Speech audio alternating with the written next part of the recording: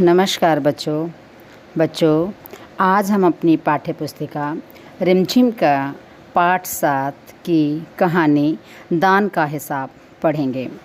यह एक मनोरंजक कहानी है। आप सब इस कहानी को ध्यानपूर्वक सुनिएगा। तो चलिए शुरू करते हैं।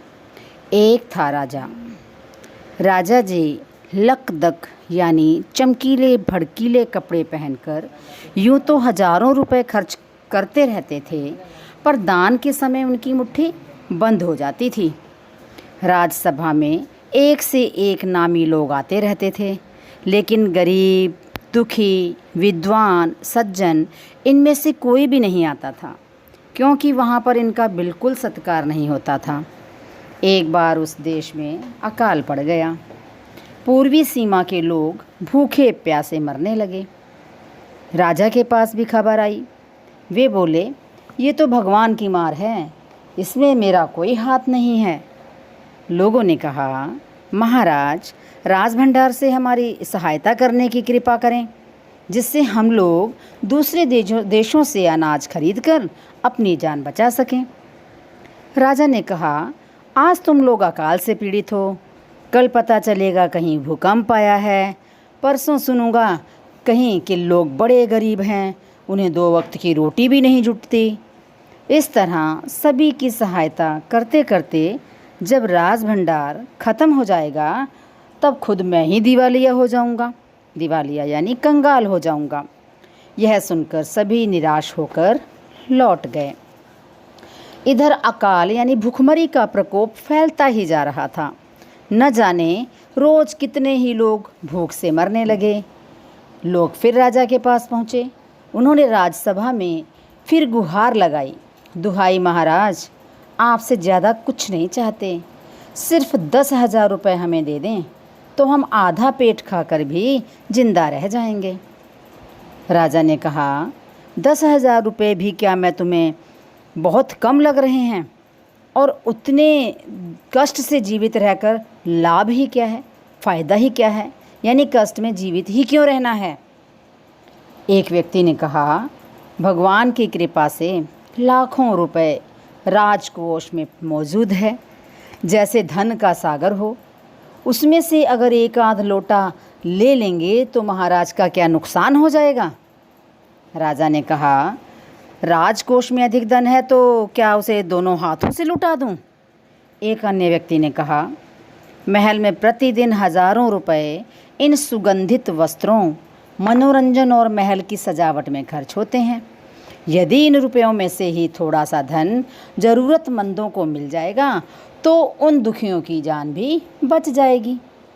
यह सुनकर तो राजा को क्रोध आ गया। वह गुस्से से बोले, खुद भिखारी होकर मुझे उपदेश दे रहे हो? मेरा रुपया है, मैं चाहे उसे उबाल कर खाऊं, चाहे तल कर, मेरी मर्जी। तुम अगर इसी तरह बकवास करोगे तो मुश्किल में पड़ जाओगे, इसलिए इसी वक्त तुम चुपचाप यहाँ से खिसक जाओ। राजा का क्रोध देखकर लोग वहाँ से चले गए। राजा हंसते हुए बोला, छोटे मुँह बड़ी बात, अगर 100-200 रुपये होते तो एक बार सोच भी सकता था। पहरेदारों की खुराक 2-4 दिन कम कर देता और ये रकम पूरी भी हो जाती, मगर 100-200 से इन लोगों का पेट नहीं भरेगा। एकदम 10,000 मांग बैठे। छोटे लोगों के कारण नाक में दम हो गया है। यह सुनकर वहाँ मौजूद लोग हाँ हूँ कहकर रह गए, मगर मन ही मन उन्होंने भी सोचा कि राजा ने ये ठीक नहीं किया। ज़रूरतमंदों की सहायता करना तो राजा का कर्तव्य है। 2 दिन बाद न जाने कहाँ से एक बूढ़ा सन्यासी राजसभा में आया।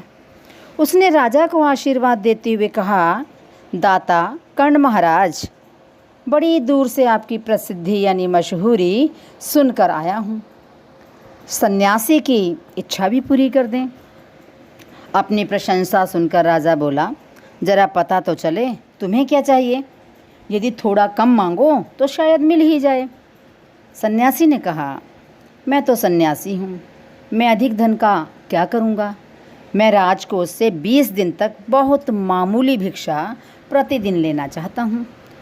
मेरा भिक्षा लेने का नियम इस प्रकार है, मैं पहले दिन जो लेता हूँ दूसरे दिन उसका दुगुना, फिर तीसरे दिन उसका दुगुना, फिर चौथे दिन तीसरे दिन का दुगुना, इसी तरह से प्रतिदिन दुगुना लेता जाता हूँ। भिक्षा लेने का मेरा यही तरीका है। राजा बोला, तरीका तो समझ गया, मगर पहले दिन कितना लोगे, यही असली बात है। 2-4 रुपयों से पेट भर जाए तो अच्छी बात है, मगर एकदम से 20-50 मांगने लगे तब तो 20 दिन में काफ़ी बड़ी रकम हो जाएगी। सन्यासी ने हंसते हुए कहा, महाराज, मैं लालची नहीं हूँ। आज मुझे 1 रुपया दीजिए, फिर 20 दिन तक दुगने करके देते रहने का आदेश दे दीजिए। यह सुनकर राजा, मंत्री और दरबारी सभी की जान में जान आई। राजा ने आदेश दे दिया कि सन्यासी के कहे अनुसार 20 दिन तक राजकोष से उन्हें भिक्षा दी जाती रहे। सन्यासी राजा की जय जयकार करते हुए घर लौट गए और राजा के आदेश के अनुसार राज भंडारी रोज़ाना हिसाब करके सन्यासी को भिक्षा देने लगा। इस तरह 2 दिन बीते, 10 दिन बीते। 2 सप्ताह तक भिक्षा देने के बाद भंडारी ने हिसाब करके देखा कि दान में काफ़ी धन निकला जा रहा है। यह देखकर उन्हें उलझन महसूस होने लगी। महाराज तो कभी किसी को इतना दान नहीं देते थे। उसने यह बात फिर मंत्री को बताई। मंत्री ने कुछ सोचते हुए कहा, वाकई यह बात तो पहले ध्यान में ही नहीं आई थी, मगर अब कोई उपाय भी नहीं है। महाराज का आदेश बदला भी नहीं जा सकता। इसके बाद फिर कुछ दिन बीते। भंडारी फिर हड़बड़ाता हुआ मंत्री के पास पूरा हिसाब लेकर आ गया। हिसाब देखकर मंत्री का चेहरा फीका पड़ गया। वह अपना पसीना पोंछकर, सिर खुजलाकर, दाढ़ी में हाथ फेरते हुए बोला, यह क्या कह रहे हो? अभी से इतना धन चला गया है, तो फिर 20 दिनों के अंत में कितने रुपए होंगे? भंडारी बोला, जी पूरा हिसाब तो नहीं किया है। मंत्री ने कहा, तो तुरंत बैठकर अभी पूरा हिसाब करो। भंडारी हिसाब करने बैठ गया। मंत्री महाशय अपने माथे पर बर्फ़ की पट्टी लगा करके तेज़ी से पंखा झलवाने लगे। कुछ ही देर में भंडारी ने पूरा हिसाब कर लिया। मंत्री ने पूछा, कुल मिलाकर कितना हुआ? भंडारी ने हाथ जोड़कर कहा, जी 10,48,575 रुपये। मंत्री गुस्से में बोला, मजाक कर रहे हो? यदि सन्यासी को इतने रुपए दे दिए तब तो राजकोष खाली हो जाएगा। भंडारी ने कहा, मजाक क्यों करूँगा, आप ही हिसाब देख लीजिए। यह कहकर उसने हिसाब का कागज़ मंत्री जी को दे दिया और हिसाब देखकर मंत्री जी को चक्कर आ गया। सभी उन्हें संभालकर बड़ी मुश्किलों से राजा के पास ले गए। राजा ने पूछा, क्या बात है? मंत्री बोले, महाराज, राजकोष खाली होने जा रहा है। राजा ने पूछा, वह कैसे? मंत्री बोले, महाराज, सन्यासी को आपने भिक्षा देने का हुक्म दिया है, मगर अब पता चला है कि उन्होंने इस तरह राजकोष से करीब 10 लाख रुपए झटकने का उपाय कर लिया है। राजा ने गुस्से से कहा, मैंने इतने रुपए देने का आदेश तो नहीं दिया था, फिर इतने रुपए क्यों दिए जा रहे हैं? भंडारी को बुलाओ। मंत्री ने कहा, जी सब कुछ आपके हुक्म के अनुसार ही हुआ है, आप खुद ही दान का हिसाब देख लीजिए। राजा ने उसे 1 बार देखा, 2 बार देखा, इसके बाद वह बेहोश हो गया। काफ़ी कोशिशों के बाद उनके होश में आने पर लोग सन्यासी को बुलाने दौड़े और सन्यासी के आते ही राजा रोते हुए उनके पैरों पर गिर पड़ा। बोला, दुहाई है सन्यासी महाराज, मुझे इस तरह जान माल से मत मारिए।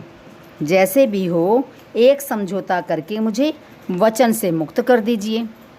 अगर आपको 20 दिन तक भिक्षा दी गई तो राजकोष खाली हो जाएगा, फिर राजकाज कैसे चलेगा? सन्यासी ने गंभीर होकर कहा, इस राज्य में लोग अकाल से मर रहे हैं, मुझे उनके लिए केवल 50,000 रुपये चाहिए। वह रुपया मिलते ही मैं समझूंगा मुझे मेरी पूरी भिक्षा मिल गई है। राजा ने कहा, परंतु उस दिन एक आदमी ने मुझसे कहा था कि लोगों के लिए 10,000 रुपये ही बहुत होंगे। सन्यासी ने कहा, मगर आज मैं कहता हूँ कि 50,000 से 1 पैसा कम नहीं लूँगा।